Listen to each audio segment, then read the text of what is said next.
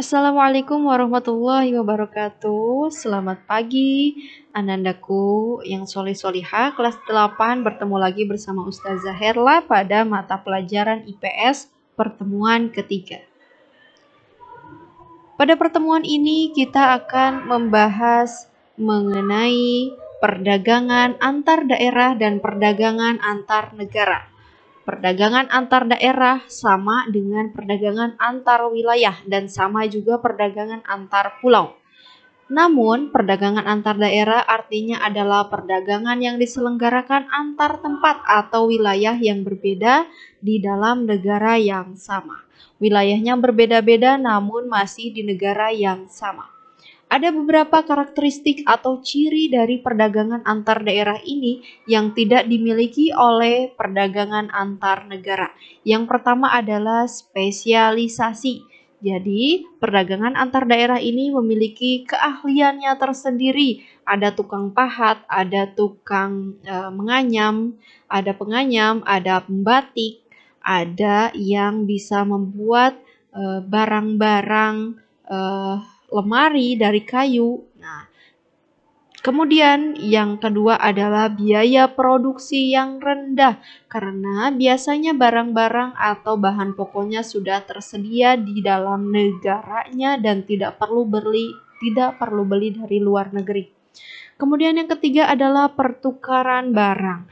Yang dimaksud dengan pertukaran barang adalah ketika seorang bapak yang usahanya adalah menebang kayu gelondongan, dia akan mengirim kepada yang membuat lemari, kepada yang memahat atau membuat wayang golek, dan lain sebagainya.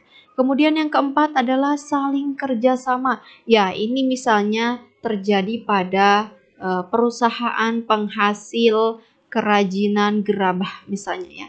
Nah, ada yang bagian membuatnya, ada yang bagian memolesnya, dan lain sebagainya. Begitu juga terjadi pada pembuatan lemari. Misalnya ada yang memotong kayunya, ada yang mengecatnya, dan kemudian ada yang menyerut kayunya. Ini terjadi kerjasama. Kemudian yang kelima adalah mengejar laba. Yang namanya sebuah perdagangan adalah transaksi jual beli yang dilakukan oleh satu orang dengan lainnya, pasti mengejar laba. Kemudian yang keenam terarah pada konsumen. Jadi dari penjual atau pembuat langsung kepada yang membelinya. Kemudian yang ketujuh adalah kepuasannya maksimum. Jadi bisa untuk komplain lebih dekat, misalnya bisa diperbaiki barang yang sudah dibeli itu apabila tidak puas. Kemudian yang kedelapan adalah transaksi sukarela. Yang dimaksud dengan transaksi sukarela ini kita bisa memesan barangnya terlebih dahulu, kemudian transaksi atau menyerahkan uangnya adalah di akhir, ataupun bisa uangnya dulu kemudian barangnya. Kemudian, perdagangan antar daerah di Indonesia terjadi karena ada perbedaan sumber daya. Nah, sumber daya alam maupun sumber daya manusia di setiap wilayah. Tidak semua orang bisa membuat batik, tidak semua orang bisa membuat wayang golek, tidak semua orang bisa menjadi dalang. Ini yang menyebabkan adanya perdagangan atau transaksi antar daerah. Kemudian kita lanjut ke perdagangan internasional. Perdagangan internasional adalah pertukaran barang dan jasa antar penduduk negara yang berbeda. Jadi ini tidak hanya beda pulau tapi juga beda negara. Aktivitas perdagangan antar negara dikenal juga sebagai kegiatan ekspor dan impor. Kemudian ada 5 manfaat yang didapatkan dari perdagangan antar negara. Yang pertama adalah mendapatkan devisa atau pendapatan negara. Bisa dihasilkan atau bisa didapat dari tarif bea masuk dari luar negeri barang dari luar negeri kemudian masuk ke dalam negeri itu harus menggunakan tarif atau pajaknya tersendiri. Kemudian yang kedua adalah memperluas kesempatan kerja. Yang ketiga menstabilkan harga. Yang keempat meningkatkan kualitas konsumsi. Kemudian yang kelima adalah mempercepat alih teknologi. Di berbagai negara banyak sekali perkembangan atau pesat sekali perkembangan teknologinya, ini yang menjadikan perdagangan antar negara.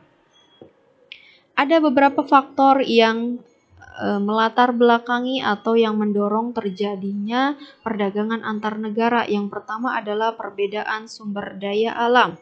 Nah, sumber daya alam yang berbeda antara negara Indonesia dengan negara yang lainnya. Kemudian selera pemakaian, contohnya adalah coklat. Coklat itu memiliki beberapa label atau beberapa merek, dan dari beberapa merek itu masyarakat mempunyai seleranya tersendiri, mana yang disukai dan mana yang tidak. Kemudian yang keempat, penghematan biaya produksi. Jadi, satu perusahaan tidak perlu memproduksi atau menghasilkan barang itu, kemudian memperirit atau menghemat biaya produksi, biaya pembuatan, karena langsung beli bahan jadi dari orang lain.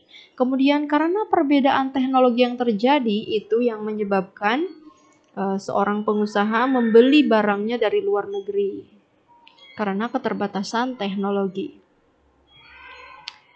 Kemudian ada faktor penghambat yang menjadikan hambatan dalam melakukan perdagangan antar negara. Yang pertama, tidak amannya suatu negara, contohnya negara tersebut sedang terjadi konflik atau peperangan atau sebuah wabah. Kemudian yang selanjutnya adalah kebijakan ekonomi oleh pemerintah, contohnya adalah pelarangan atau pemboikotan atau tidak diperbolehkan merek-merek tertentu dari negara lain beredar di negaranya. Kemudian yang ketiga, tidak stabilnya kurs mata uang asing, nilai mata uangnya tidak stabil. Sekian dari Ustazah, mudah-mudahan bisa dipahami. Silahkan membaca maupun mencari literatur lain untuk melengkapi materi ini. Billahi taufiq wal hidayah. Wassalamualaikum warahmatullahi wabarakatuh.